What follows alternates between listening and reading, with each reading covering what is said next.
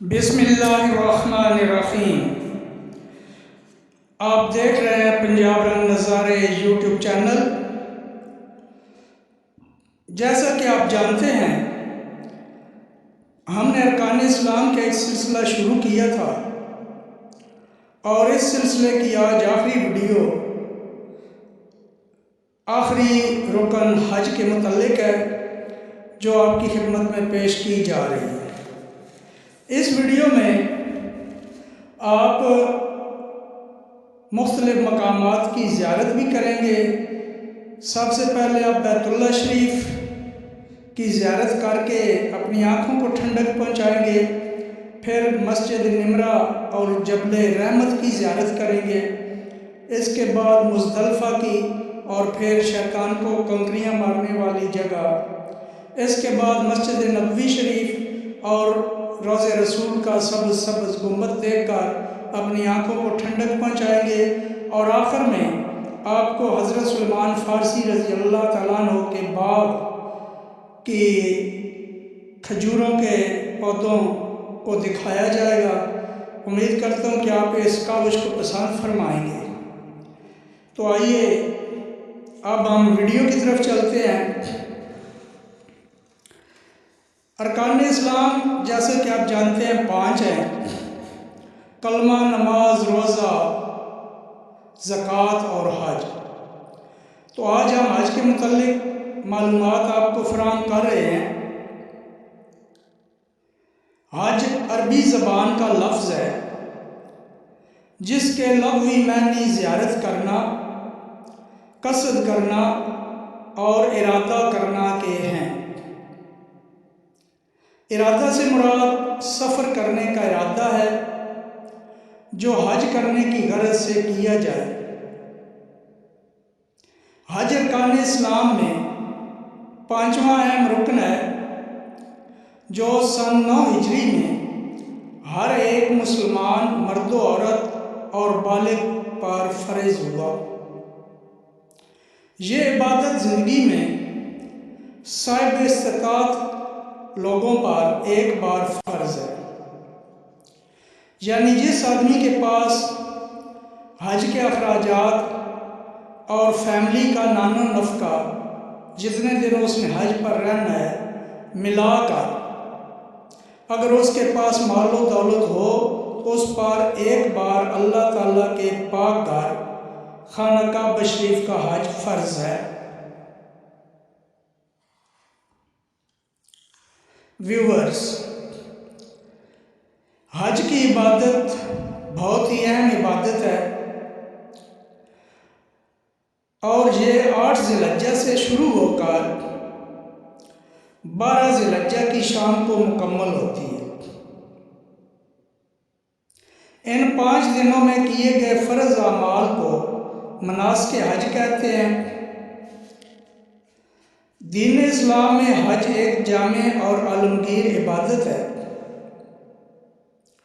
حاجی سعودی عرب کے شہر مکہ معظمہ میں پہنچ کر اللہ تبارک و تعالیٰ کے گھر بیت اللہ شریف کا طواف کرتے ہیں اور دوسرے متعدد مقامات پر حاضری دیتے ہیں اور مناسک حج ادا کرتے ہیں۔ حج ایک ایسی عبادت ہے کہ جس کے متعلق نبی کریم رؤوف الرحیم صلی اللہ علیہ وآلہ وسلم نے ارشاد فرمایا کہ جس نے اللہ تعالیٰ کے لیے حج کیا اور کوئی بےہودگی اور گناہ کا کام نہیں کیا تو وہ اس دن کی طرح لوٹے گا جس دن اسے اس کی ماں نے پیدا کیا۔ یہ حدیث مشکوٰۃ شریف میں موجود ہے۔ یعنی ہر قسم کی احتیاط کے ساتھ ساتھ دکھلاوے سے بھی بچنا ضروری ہے، مگر ہم سفر حج پر جانے سے پہلے اعلان کر دیتے ہیں کہ میں حج پر جا رہا ہوں، پھر گھر سے ایئرپورٹ تک لوگ اکٹھے پھول نچھاور کرتے ہیں، ویڈیوز بنائی جاتی ہیں، پھر سوشل میڈیا پر ڈال دی جاتی ہیں۔ ان چیزوں سے بچنا چاہیے۔ ہاں، اپنے قریبی رشتہ داروں کو ضرور بتائیں ساتھ ہی جب ہم حج کے بعد واپس آتے ہیں تو لوگوں کو تعارف کے ساتھ کہتے ہیں کہ میں حاجی فلاں خان وغیرہ، یعنی نام کے ساتھ خود حاجی کا لفظ لگا کر اپنے حاجی ہونے کا اعلان کرتے پھرتے ہیں۔ بھائیو، یہ دکھاوا ہے۔